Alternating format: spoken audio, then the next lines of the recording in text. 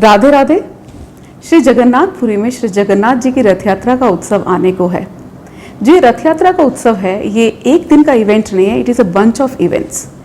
इससे पहले वाले वीडियो में स्नान यात्रा और अनवसर के बारे में मैंने आपके साथ शेयर किया था। आज के इस वीडियो में जो नेक्स्ट एक बहुत ही इम्पॉर्टेंट उत्सव है भक्तों के लिए, दर्शनार्थियों के लिए, श्रद्धालुओं के लिए, वो है नेत्रोत्सव।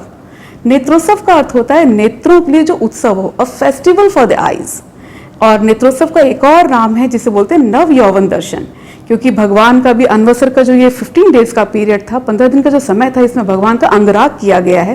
यानी कि जब उनको स्नान कराया गया था तो उससे भगवान का जो कलर होता है उनके ऊपर वो थोड़ा धुल जाता है, हट सा जाता है, तो भगवान को नए कलर किए जाते हैं। वो प्राकृतिक कलर होते हैं, सारे नेचुरल कलर्स होते हैं, वो बनाते हैं लोग, फिर पेंटर्स उनको पेंट करते हैं। तो भगवान बिल्कुल युवा लग रहे हैं, बिल्कुल नव युवक जैसे लग रहे हैं। तो इसलिए अब जो उनके दर्शन है उसको बोलते हैं नव यौवन दर्शन। और इसका एक और नाम है, वो है नेत्रोन्मीलनम। नेत्रोन्मीलनम इसलिए क्योंकि आज भगवान अब भक्तों को 15 दिन बाद दर्शन देंगे। और क्या होता है कि भगवान को जब लाया जाता है यहाँ पर गर्भगृह में भगवान के, भगवान अभी तक तो सिक रूम में थे जिसे रत्न बेदी बोलते हैं। अब क्या होगा कि भगवान को सिक रूम से लाया जाएगा, मेन मंदिर का जो गर्भगृह है वहां पर उनको लाया जाएगा। भगवान को वहां पर जब लेकर आते हैं तो भगवान के नेत्रों पर एक पट्टी बांधते हैं। अगर आपने कभी देखा है कि जब प्राण प्रतिष्ठा की जाती है तो अक्सर जिन भी डीटीज का, जिन भी मूर्तियों का प्राण प्रतिष्ठा किया जाता है भगवान का, तो उनके नेत्रों में एक पट्टी बांधी जाती है। फिर जब प्राण प्रतिष्ठा का कार्यक्रम पूरा हो जाता है तो फिर इस पट्टी को हटाया जाता है। और लेकिन ये तो वैसे तो नॉर्मली किसी भी विग्रह के साथ एक ही बार किया जाता है, लेकिन जगन्नाथ जी के साथ ये हर साल किया जाता है। उनके नेत्रों पर पट्टी बांधी जाती है, फिर उनको लाया जाता है गर्भगृह में। तो जगन्नाथ जी, बलदेव जी, सुभद्रा जी, सुदर्शन जी, सबके विग्रहों को वहां लाया जाएगा, वहां पर बैठाया जाता है। फिर भगवान को हल्का सा, जगन्नाथ जी को हल्का सा टेढ़ा बैठाया जाता है और उनके नेत्रों पर पट्टी बंधी हुई है। फिर क्या होता है, फिर जब वो जो पुजारी हैं वहां पर, पंडित लोग हैं, वो क्या करते हैं, भगवान के नेत्रों से पट्टी हटाते हैं और मंत्रोच्चारण होता रहता है साथ साथ। कुछ स्पेशल मंत्र हैं तरह तरह के जो उस टाइम बोले जाते हैं। फिर वो क्या करते हैं कि छड़ी लेते हैं, और वो छड़ी तुलसी की भी हो सकती है और सोने की भी हो सकती है। फिर उस छड़ी को शहद में डुबोकर और तरह तरह की जड़ी बूटियों का कुछ बनाया जाता है मिक्सचर जैसा। फिर उस छड़ी को शहद में डुबोकर फिर उस मिक्सचर में डाला जाता है। फिर उस छड़ी में जब वो उसमें उस जड़ी बूटियों को लगाकर फिर भगवान के आईज के ऊपर वो लगाई जाती है जड़ी बूटियां छड़ी से। फिर ऐसी जगन्नाथ जी, बलदेव जी, सुभद्रा जी, सबको लगाया जाएगा फिर वो छड़ी से वो जो जड़ी बूटियां हैं। फिर भगवान की आंखों में काजल लगाया जाएगा। फिर ये जो काजल लगाया जाएगा ये पहले दाहिनी आंख में लगाया जाएगा, फिर बाईं आंख में लगाया जाएगा, और साथ में जो स्पेशल मंत्र हैं वो चलते रहेंगे। पुजारी लोग उन मंत्रों का उच्चारण करते रहेंगे। अब क्या होता है, अनवसर का पीरियड तो हो चुका है समाप्त। यानी अनवसर का मतलब जब भगवान सिक थे और उनको सिर्फ कुछ जड़ी बूटियों के काढ़े बना के पिलाए जा रहे थे, फल खिलाए जा रहे थे, फलों के रस पिलाए जा रहे थे, चावल का मांड, खिचड़ी, दाल, ये सब खिलाया जा रहा था। और जगन्नाथ जी तो फेमस है एज अ फूड लवर। अब क्या होगा कि अब अनवसर समाप्त हो चुका है, अब भगवान बीमार नहीं है, वो तंदुरुस्त हो चुके हैं। अब भगवान को लगाया जाएगा राजभोग, पूरे प्रॉपर 56 भोग भगवान को लगाए जाएंगे। और अब जैसे कोई बीमार व्यक्ति होता है, जो बीमारी से ठीक होता है, तरह तरह का अच्छा सा बढ़िया सा भोजन पाता है, जब खाता है तो उसको अच्छा लगता है, मन बड़ा प्रसन्न हो जाता है। अब भगवान का मन इतना बढ़िया भोजन खाकर बिल्कुल प्रसन्न हो जाएगा। और जब प्रसन्न हो जाता है भगवान का मन, और अब भगवान अपने भक्तों पर, जो वहां पर हैं, जो दर्शन करने के लिए आए हुए हैं भगवान के, हजारों भक्त पहुंचते हैं नेत्रोत्सव में दर्शन करने के लिए भगवान के। क्योंकि पुरी में जो लोग हैं वो ऐसा मानते हैं कि अगर आप नेत्रोत्सव में भगवान के दर्शन करते हैं तो आपके सभी पाप धुल जाते हैं। लेकिन इसका अर्थ ये भी नहीं है कि आप दर्शन करें और पाप करने पहुंच जाएं फिर से, ये तो बिल्कुल भी नहीं है। लेकिन वहां दर्शनार्थी बहुत सारे भक्त इस उत्सव में पार्टिसिपेट करने के लिए पहुंचते हैं।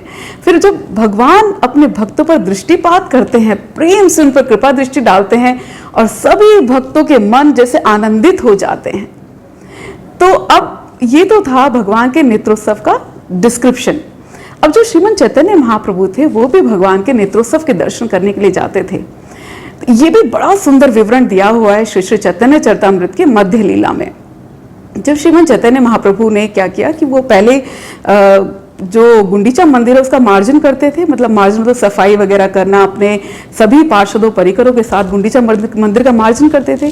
फिर नेत्रोत्सव वाले दिन सुबह स्नान वगैरह करके अपना सारा कार्य खत्म करके सभी भक्त लोग श्री चैतन्य महाप्रभु के साथ चल दिए जगन्नाथपुरी में मंदिर की तरफ।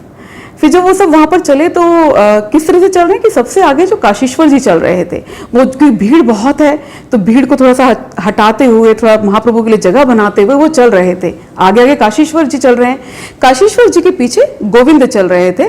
गोविंद जी के हाथ में उन्होंने अपने हाथ में जल से भरा हुआ करंग ले रखा है, करंग मतलब कमंडलू ले रखा है, उसमें जल भरा हुआ है। उनके पीछे ब्रह्मानंद भारती जी और परमानंद पुरी चल रहे हैं और उनके पीछे श्रीमन चैतन्य महाप्रभु चल रहे हैं और उनके दोनों साइड पर अगल बगल में श्री स्वरूप दामोदर जी और श्री अद्वैत आचार्य जी चल रहे हैं।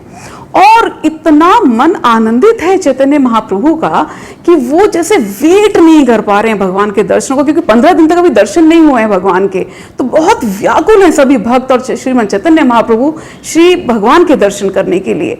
तो बड़े उत्साह से, बड़े एक्साइटमेंट में, बड़ी उत्सुकता के साथ चलते हुए जा रहे हैं सब मंदिर की तरफ। अब क्या हुआ फिर इसके बाद में चैतन्य महाप्रभु के पीछे बाकी सभी जो बंगाल से भक्त आए हैं, जितने भी भक्त हैं उनके साथ में, सब उनके साथ पीछे पीछे बड़े एक्साइटमेंट में चले जा रहे हैं मंदिर की तरफ। अब जब वो सब मंदिर में पहुंचे हैं तो नॉर्मली पहुंच के वो सीधा भोग मंदिर की तरफ चले गए। भोग मंदिर वो जगह है जहां पर कि भगवान को भोग वगैरह लगाया जाएगा और ऐसे में वहां पर एक्चुअली लोकल किसी का भी जाना वर्जित होता है, वहां कोई जा नहीं सकता। लेकिन सब इतना एक्साइटेड है, इतना उत्सुक है भगवान के दर्शन के लिए कि सबने सभी तरह के विधि विधानों का जैसे उल्लंघन कर दिया और सब पहुंच गए भोग मंदिर में ही पहुंच गए भगवान के दर्शन करने के लिए। फिर जब भगवान के दर्शन कर रहे हैं सब लोग, तो जब श्रीमन चैतन्य महाप्रभु ने भगवान के दर्शन किए उन्होंने श्री जगन्नाथ जी के, तो श्रीमन चैतन्य महाप्रभु के नेत्र कमल जैसे दो भंवरों जैसे बन गए हैं, जो कि भगवान के सौंदर्य का, उनके नेत्रों के सौंदर्य का, उस मधु का पान कर रहे हैं। श्रीमन चैतन्य महाप्रभु के नेत्र भगवान के सौंदर्य का पान कर रहे हैं, भर भर कर पान कर रहे हैं। श्री जगन्नाथ जी के नेत्र बिल्कुल इतने बड़े बड़े नेत्र, उनके इतने सुंदर लगते हैं जैसे कि खिला हुआ कमल हो।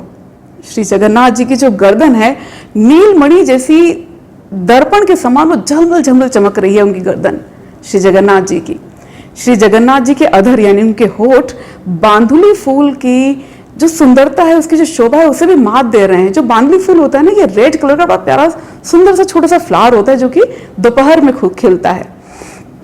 और जो श्री जगन्नाथ जी हैं, उनके जो होठ है उनमें हल्की सी मंद सी मुस्कुराहट देख रहे हैं श्रीमन चैतन्य महाप्रभु। भक्तों के हृदय और स्पेशली श्रीमन चैतन्य महाप्रभु का हृदय इतना आनंदित हो गया उसे उनके दर्शन करके कि उनके शरीर में, श्रीमन चैतन्य महाप्रभु के शरीर में, जो कि हमेशा ही होता है जब वो जगन्नाथ जी के दर्शन करते हैं, उनके शरीर में दिव्य आनंद के विकार प्रकट होने लगे हैं, दिखने लगे हैं। जैसे कि उनके शरीर में कंपन हो रहा है, उनको बहुत पसीना आ गया है, उनके नेत्र आंसुओं से भर गए हैं और अविरल अश्रुधारा बहे जा रही है। लगातार आंसू उनकी आंखों से बह ही रहे हैं जो रुक नहीं रहे हैं। अब श्रीमन चैतन्य महाप्रभु क्योंकि श्री जगन्नाथ जी का दर्शन करना चाहते हैं, लेकिन आंसुओं से उस दर्शन में जैसे बाधा पहुंच रही है, वो देख नहीं पा रहे हैं। तो श्रीमन चैतन्य महाप्रभु ने फोर्सफुली अपने उन आंसुओं को रोक लिया और अब जिससे कि वो भगवान के दर्शन कर सके, उसमें कोई बाधा ना बीच में आए, ये आंसू भी उसमें बाधा ना बन जाएं। अब वो भगवान के दर्शन कर रहे हैं और इस तरह से समय बीत रहा है। कब समय बीत गया, कब दोपहर हो गई, किसी को इसका अंदाजा ही नहीं रहा। और जब भी जगन्नाथ जी को, क्योंकि बहुत भोग लगाया जाता है, हर थोड़ी बार जगन्नाथ जी का भोग आ ही जाता है, तो जब जगन्नाथ जी को भोग लगाया जा रहा है तो उस टाइम दर्शन नहीं कर पा रहे हैं कोई भी। तो जब दर्शन नहीं कर पाते तो श्रीमन चैतन्य महाप्रभु जोर जोर से कीर्तन शुरू कर देते हैं और सब मिलकर खूब हरिनाम, खूब कीर्तन करते हैं। फिर जब फिर से दर्शन खुलते हैं, फिर सब दर्शन करना शुरू कर देते हैं भगवान के। और श्रीमन चैतन्य महाप्रभु बिल्कुल उसमें इतना आनंदित हो गए हैं उन दर्शनों करने में कि ना तो उन्हें समय का कुछ भान रहा, ना अब उनके आसपास क्या हो रहा है, ना उन्हें इसका कुछ भान है। बस वो और जगन्नाथ जी, श्रीमन चैतन्य महाप्रभु और जगन्नाथ जी, सिर्फ यही उनको दिख रहा है वहां पर। लेकिन बाकी जो भक्त उनके साथ हैं वो समझ गए कि समय भी बहुत हो गया है और फिर सभी भक्त उनको अपने साथ, सभी मिलकर श्रीमन महाप्रभु को वहां से दोपहर के भोजन के लिए अपने साथ वहां से ले गए हैं। तो ये था श्री जगन्नाथ जी के नेत्रोत्सव का डिस्क्रिप्शन और श्री श्री चैतन्य चरितामृत के मध्य लीला से श्रीमन चैतन्य महाप्रभु का नेत्रोत्सव में भगवान का दर्शन करना। अब इसके नेक्स्ट वीडियो में मैं आपके साथ रथ यात्रा शेयर करूंगी, क्योंकि अब जो नेक्स्ट इवेंट है which is a grand celebration, grand event, वो है रथ यात्रा का इवेंट। जय राधे। Hare